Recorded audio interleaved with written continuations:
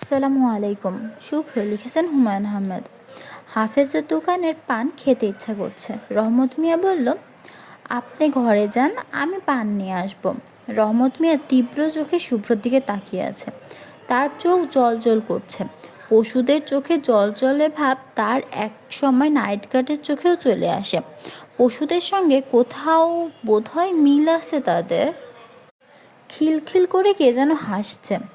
জাহানারা একতলা থেকে দুই তলায় উঠছিলেন। তিনি থমকে দাঁড়ালেন। হাসির শব্দ শুভ্রর ঘর থেকে আসছে। শুভ্রর ঘরের দরজা বন্ধ। বন্ধ দরজার ওপাশে তরুণী এক মেয়ের হাসি ভেঙে পড়ছে। এর মানে কি? জাহানারার হাত পা ঠান্ডা হয়ে উঠে এলো।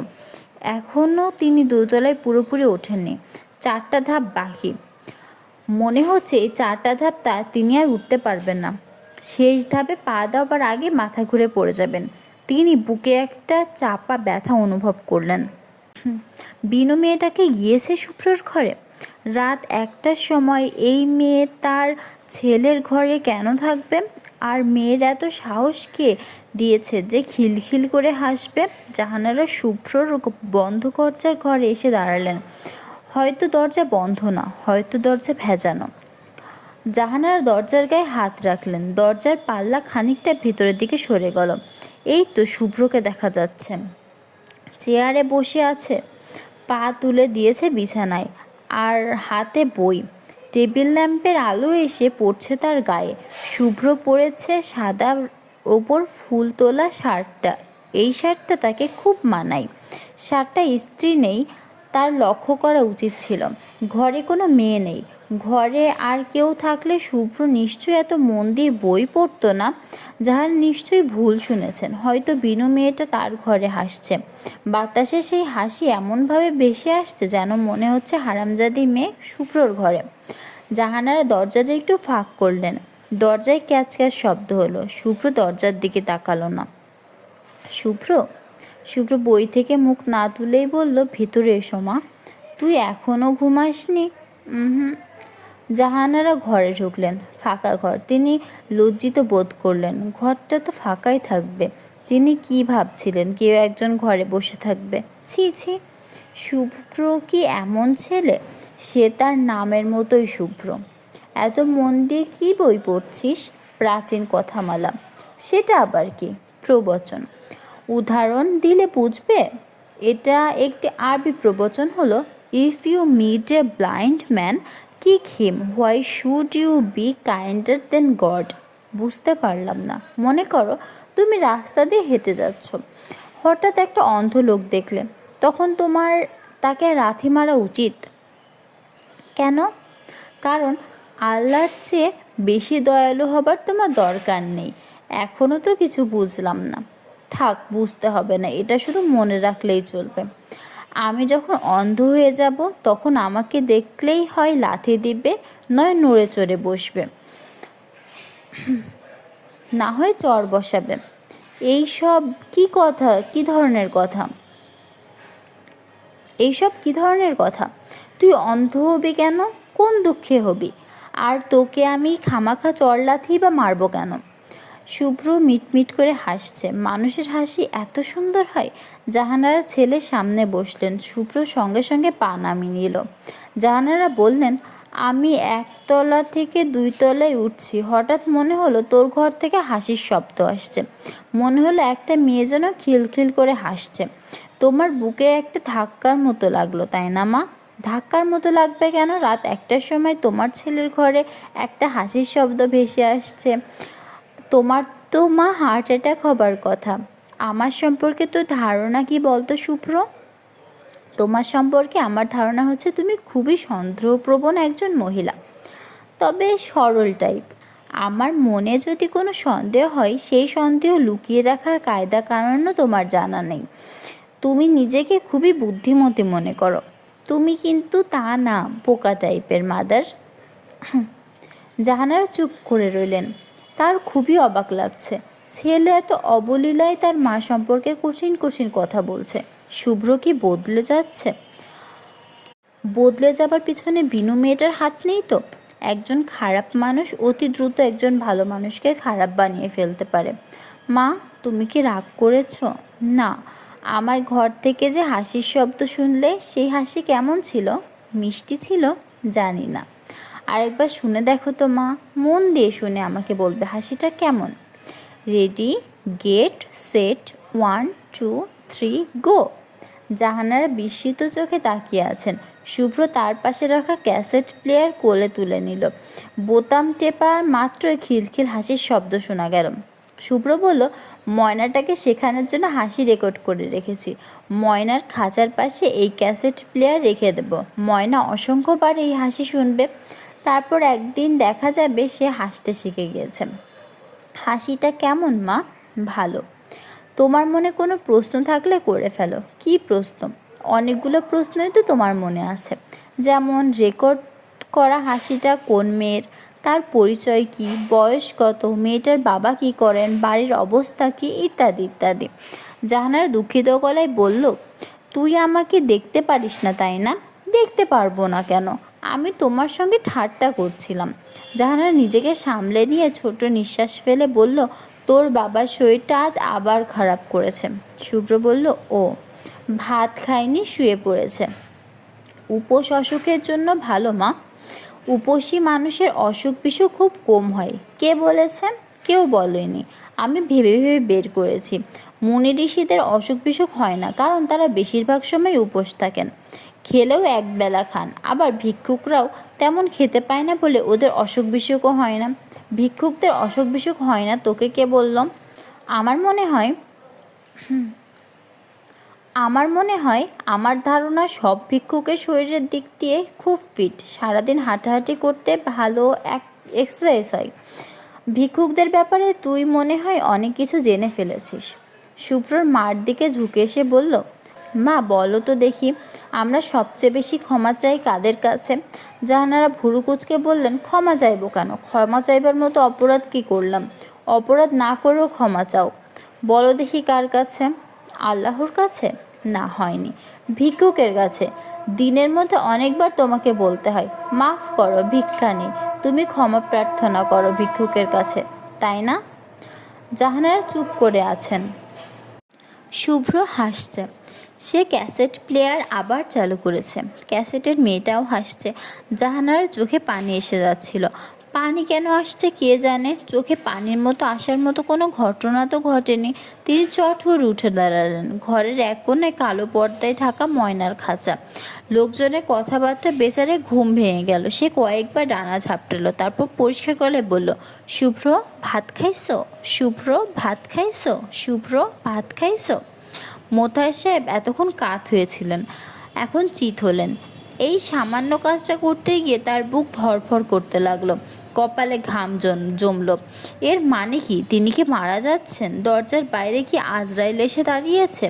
আজরাইলের চেহারা দেখতে কেমন? সবার ধারণা তার চেহারা হবে কুৎসিত, কিন্তু তার কেন জানি মনে হচ্ছে আজরাইল হবে সুপুরুষ যুবা। আজরাইল হচ্ছে ফেরেশতা। তাকে আল্লাহ কেন কুৎসিত করে বানাবেন? কোমরের কাছে ব্যথা মনে হচ্ছিল, সুচ ফোটানোর মতো ব্যথা। ব্যথাটা দ্রুত সারা শরীরে ছড়িয়ে পড়ল। হাত পা অসাড় হয়ে গেল, যেন কয়েকজন মিলে একটা শীতল ভারী পাথর পায়ে দিয়েছে। এই পাথর নাড়ানোর সাধ্য তার নেই। মৃত্যু কি এরকম? শরীরের পাথর বসানো দিয়ে এর শুরু। প্রচণ্ড ভারী একটা পাথর পায়ের ওপর নিয়ে কি তিনি কাত অবস্থা থেকে চিত হয়েছেন? এই প্রক্রিয়ায় পাথরটা গড়িয়ে পড়ে যাবার কথা। তা পড়েনি, বরং পাথরটা আরও ভালো মতো বসেছে। তার মন বলছে কিছুক্ষণের মধ্যে আরেকটা ভারী পাথর তার বুকের ওপর দেওয়া হবে। তিনি বুক ভর্তি করে নিঃশ্বাস নেবার চেষ্টা করলেন। বুকের ওপর ভারী পাথরের কারণে তা পারবেন না।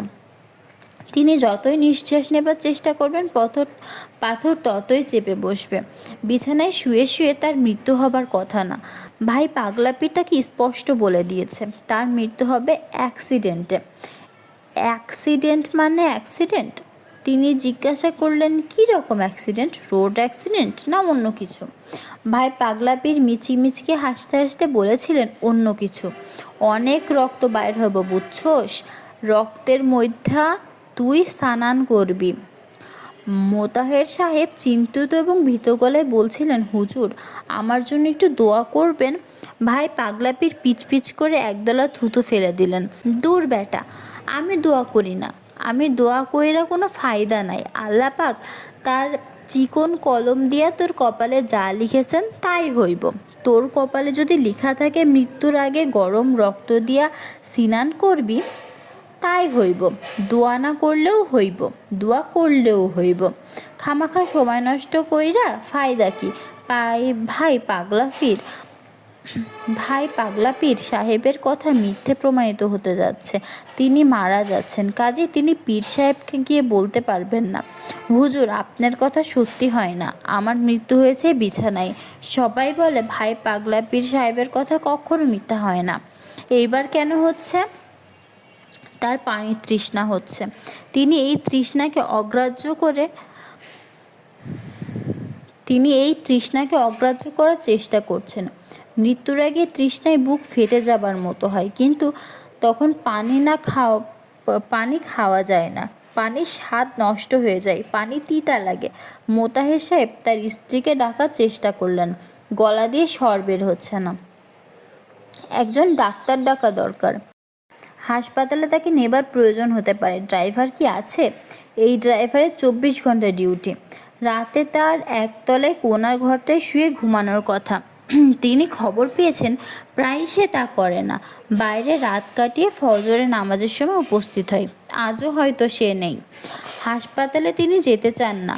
তাদের পরিবারের একটা ধারা আছে, এই পরিবারের মানুষ যদি হাসপাতালে যায় তাকে জীবিত অবস্থায় ফিরে আসে না। মোতাহের সাহেবের বাবা ফেরেনি, তার বড় ভাই ফেরেনি, কাজে হাসপাতালে যেতে হয়। কিছু জরুরি কথা ফিস করে হলেও বলে যেতে হয়। শুভ্র যেন তার উপর রাগ না করে, তাকে ঘৃণা না করে। সব সহ্য করা যায়, কিন্তু পুত্র এবং কন্যার ঘৃণা সহ্য করা যায় না। যে ব্যক্তিকে তাহার পুত্র এবং কন্যা ঘৃণা করে, দোজখের অগ্নিও তাকে ঘৃণা করে। কথাটি কে বলেছে, কার কাছ থেকে শুনেছেন? ভাই পাগলা পীর সাহেবের কাছ থেকে। ভাই পাগলা পীর সাহেব মজার মজার কথা বলেন, দোজখের প্রসঙ্গে বলতেন। দূর বেটা, দোজখের আগুন, দোজখের আগুন। সব দোজখের আগুন আছে নাকি? আগুন নাই এমনও দোজখ আছে, ঠান্ডা দোজখ, বড়ই ঠান্ডা। সেই দোজখের নাম জাহিম। বড়ই ভয়ঙ্কর সেই ঠান্ডা দোজখ। জাহিম দোজখবাসী চিৎকার কইরা কি বলে জানোস? বলে, ওগো দয়াল আল্লাহ, দয়া করে আমাকে কোনো আগুনের দোজখে নিয়ে পুরাও। মোতাহের সাহেবের দিকে তাকিয়ে খিক করে হাসতে হাসতে ভাই পাগলা পীর বলেছিলেন, দোজখের নামগুলো মুখস্থ করে রাখো, তুই তো সেখানেই যাবি। হি হি হি। আশ্চর্যের ব্যাপার, 7টা দোজখের নাম তার ঠিকই জানা আছে। জাহান্নাম, হাবিয়া, সাক্কার, হুতামা, সাইর, জাহিম, লাজা। বেহেশতের নামগুলোর মধ্যে শুধু 2টার নাম জানেন, জান্নাতুল ফিরদৌস এবং জান্নাতুল মাওয়া। মোতাহের সাহেবের ওপর আরেকটা ভারী পাথর চাপানো হয়েছে।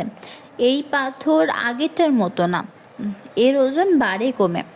যখন কমে তখন মনে হয় ওজনহীন একটা পাথর বুকের ওপর থাকা কতই না আনন্দের। মোতাহের সাহেব লক্ষ্য করলেন জাহানারা ঘরে ঢুকছেন। জাহানারা ঘরে ঢুকলেন, তার হাতে কফির মগ। শোবার আগে তিনি মগ ভর্তি কফি খান, এই অভ্যাস আগে ছিল না। কোনো পত্রিকায় পড়েছেন যাদের অনিদ্রা রোগ আছে শোবার আগে কফি খেলে তাদের সুনিদ্রা হয়। জাহানারার অনিদ্রা রোগ আছে। মোতাহের সাহেবের মনে হলো মৃত্যুর পর জাহানারার অনিদ্রার রোগ সেরে যাবে। বিছানায় যাবার আগে তাকে গোসল করতে হবে না, 3-4টা ঘুমের ট্যাবলেট খেতে হবে না, মগ ভর্তি কফি খেতে হবে না। কফির গন্ধ মোতাহের সাহেবের নাকে আসছে। আশ্চর্য ব্যাপার, প্রবল কষ্টের মধ্যেও গন্ধটা ভালো লাগছে। ইস, এখন যদি সহজে স্বাভাবিক মানুষের মতো এক মগ কফি হাতে নিয়ে একটা সিগারেট ধরানো যেত। ভাই পাগলা পীর সাহেবকে একদিন কে যেন জিজ্ঞাসা করেছিল, হুজুর, বেহেশতে কি সিগারেট আছে? পীর সাহেব বলেন, আছে, 10 ফুটি সিগারেট, এক শলা 10 ফুট লম্বা। তবে বেহেশতে আগুন নাই তো, এই ধরনের সিগারেট ধরানো যাবে না। সিগারেট ধরানোর জন্য যাওয়া লাগবে দোজখে। হি হি হি। মোতাহের সাহেব গভীর বিস্ময় নিয়ে স্ত্রীর দিকে তাকিয়ে আছেন। কফির কাপ নিয়ে ঘরের ভেতর হাঁটছে জাহানারা, বুঝতেও পারছে না কি ভয়ঙ্কর ঘটনা ঘটে যাচ্ছে। একবার সে যদি তার দিকে তাকাতো তাহলেই বুঝতে পারত সে তাকাচ্ছে না। মোতাহের সাহেব স্ত্রীর দৃষ্টি আকর্ষণ করার মতো কিছু করতে পারছে না। জাহানারা দোষ নেই, তিনি আছেন মশারির ভেতর। জাহানারা তাকে দেখতে পাচ্ছে না, অথচ তিনি জাহানারাকে দেখতে পাচ্ছেন। জাহানারা বিছানায় আসতে অনেক সময় লাগবে। সে তার কফি শেষ করবে, তারপর তার ভেজা চুল হেয়ার ড্রায়ার দিয়ে শুকাবে। এই কাজটা সে করবে অন্য ঘরে, যাতে হেয়ার ড্রায়ারের শব্দে তার ঘুম না ভাঙে। এই তো জাহানারা চলে যাচ্ছে। মোতাহের সাহেব প্রাণ পড়ে ডাকলেন, জাহানারা, জাহানারা। না, গলায় স্বর নেই, মুখ দিয়ে কোনো আওয়াজ বেরোলো না। পায়ের কাছে মশারিটা কে যেন তুলছে, অপরিচিত একজন মুখের মানুষ। মোতাহের সাহেব আতঙ্কে অস্থির হলেন। মশারির ভেতর মাথা ঢুকিয়ে কে যেন মশারির ভিতর মাথা ঢুকিয়ে কে তার দিকে তাকিয়ে আছে।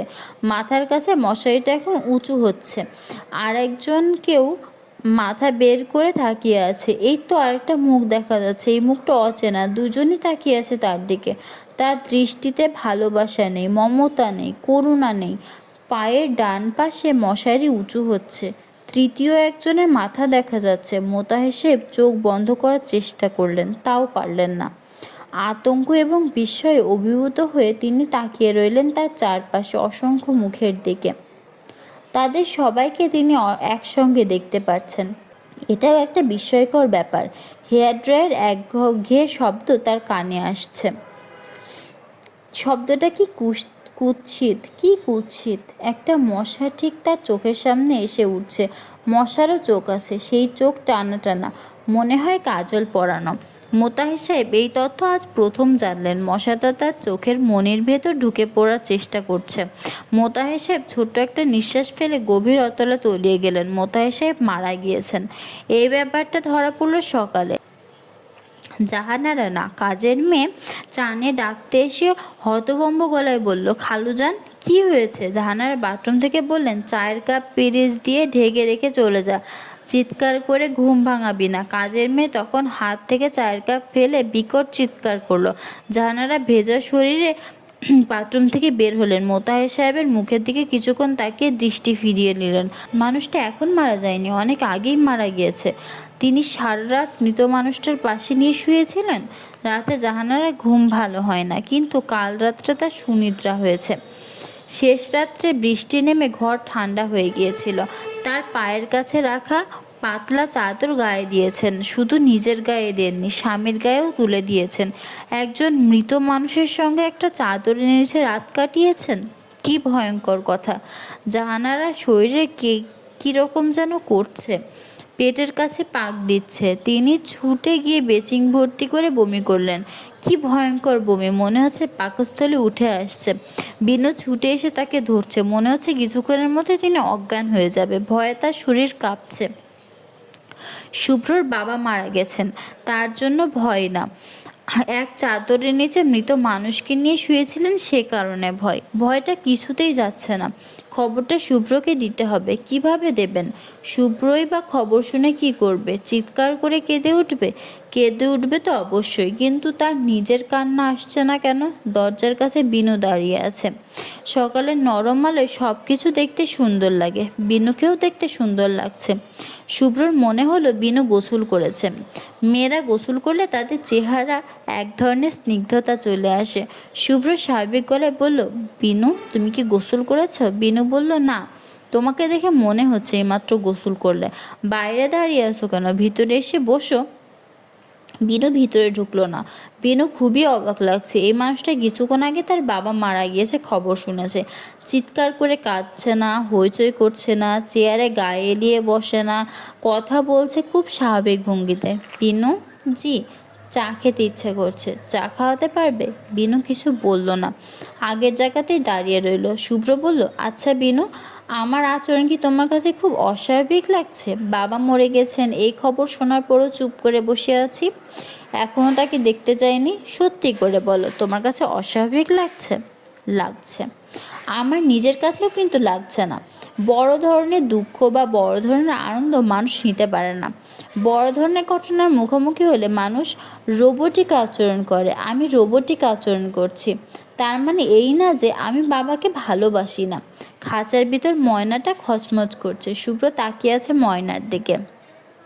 আজ সারাদিন সে বাড়িতে ঝামেলা করবে। ঝামেলার ভিতর ময়নাটাকে হয়তো খাবার দিতে ভুলে যাবে। সে কাউকে মনে করিয়ে দিতে পারবে না যে ময়নাকে খাবার দেওয়া হয়নি। বিনু, জি। ময়নাটাকে খাবার দেওয়ার ব্যবস্থাটা তুমি খেয়াল রেখো। মৃত মানুষের বাড়ি হলো নানান ঝামেলার বাড়ি। ময়নাকে খাবার দেওয়ার কথা হয়তো কারোর মনেই থাকবে না। আমি লক্ষ্য রাখবো। মা কোথায় জানো? বারান্দায় ইজি চেয়ারে শুয়ে আছেন। আমাদের আত্মীয় স্বজনদের খবর দেওয়া হয়েছে কিনা জানো? এখনও খবর দেওয়া হয়নি। ম্যানেজার সাহেবকে খবর দেওয়া হয়েছে, উনি এসে সবাইকে খবর দিবেন। ও আচ্ছা। আমার এক চাচা থাকেন দেশের বাইরে, তাকেও যেন খবর দেওয়া হয়। ম্যানেজার সাহেবকে মনে করিয়ে দিও। জি, দিব। মানুষ জন্ম সংবাদ যেমন সবাইকে দিতে হয়, মৃত্যু সংবাদও দিতে হয়। বিনু বললেন, আপনি উঠে হাত মুখ ধুন, আমি চা বানিয়ে আসছি। হঠাৎ করে ইনিয়ে বিনিয়ে কান্নার শব্দ পাওয়া গেল। শুভ্র চমকে উঠে বলল, কে কাঁদছে? বিনু বলল, বুয়া কাঁদছে। শুভ্র অবাক হয়ে বলল, এটা খুবই আশ্চর্যের ব্যাপার। বাবা মারা গেছেন অথচ আমি কাঁদছি না, মা কাঁদছে না, কাঁদছে কাজের মেয়েটা। মেয়েটা এসেছে মাত্র গতকাল। বিনু বলল, সে দায়িত্ব মনে করে কাঁদছে, আপনি কাঁদবেন দুঃখে। আমারটা বাদ দাও, মা কেন কাঁদছে না এটাই আমার প্রশ্ন। তুমি কি জানো মা কেন কাঁদছে না? আপনি চাচির সামনে দাঁড়ালেই উনি কাঁদতে শুরু করছেন। আর তার আগে না, আমি সামনে না যাওয়া পর্যন্ত মা কাঁদবে না। না। আর আমি কখন কাঁদবো? আপনি কাঁদবেন অনেক দিন পর। শুভ্র বিছানা থেকে নামলো। ব্যাপারটা পরীক্ষা করা দরকার। বিনুর কথা ঠিক বলে মনে হচ্ছে না। তাকে দেখে মা কাঁদতে শুরু করবে এই পর্যন্ত ঠিক আছে, কিন্তু সে কাঁদবে না এটা ঠিক না। মাকে কাঁদতে দেখেই তার চোখে পানি আসবে। জাহানারা চোখ বন্ধ করে ইজি চেয়ারে শুয়ে আছেন। একটু আগে মাথায় পানি দিয়ে আসছেন বলে তার মাথা ভেজা, শাড়িও ভেজা। ভেজা শাড়ি মাথায় দিয়ে তিনি শুয়ে আছেন। তাকে বউ বউ লাগছে। শুভ্রকে দেখে তিনি চিৎকার করে কেঁদে উঠলেন। শুভ্র এগিয়ে গিয়ে মার হাত ধরল। জাহানারা ব্যাকুল হয়ে কাঁদছেন, কিন্তু শুভ্রর চোখ একটু ছলছল পর্যন্ত করছে না। তার খুবই লজ্জা লাগছে। তার মনে হচ্ছে এই অস্বাভাবিক দৃশ্যটা তার বাবা দেখছেন। শুভ্র লজ্জা পাচ্ছে দেখে তিনি সান্ত্বনা দিতে চেষ্টা করছেন। তিনি যেন বলছেন, সব মানুষ কি একরকম হয়? তুই একটু আলাদা। আলাদা হবার মধ্যে লজ্জার কিছু নেই। চোখে পানি আসছে না তাতে কি হয়েছে? চোখের পানি এমন গুরুত্বপূর্ণ কিছু না।